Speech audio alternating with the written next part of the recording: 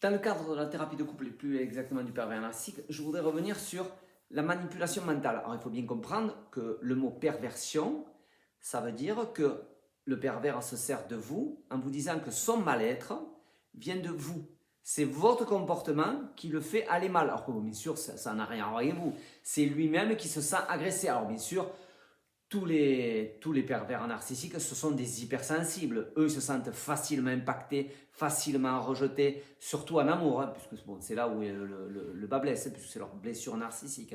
Donc, automatiquement, dès que vous faites un truc de travers à ses yeux, donc il se met à être mal, mais c'est vrai, il est mal, hein, puisque ça c'est totalement vrai. Mais il vous accuse que son mal-être vient de vous, alors que c'est une déformation qu'il a eue dans son enfance, qui fait que lui, quand vous faites un truc qui est à ses yeux en trop, automatiquement, lui, ça va être ressenti à des hauteurs stratosphériques.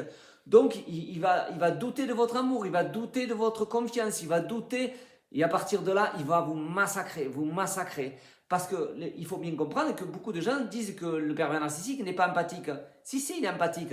Il est empathique avec les autres. Mais avec vous, dès que vous faites un truc de travers, alors là, l'empathie, il va vous massacrer, Mais sinon, dans la vie, ce sont des gens empathiques. Vous le voyez bien, ce sont des gens serviables, des gens souvent honnêtes, mais avec les autres. Mais dès qu'il y a un lien amoureux qui se crée, oula, alors là, c'est pas pareil, hein, là, c'est pas pareil. À partir de là, il va douter de vous. Parce que vous êtes trop, vous auriez dû dire ça, vous auriez dû faire ça, et à partir de là,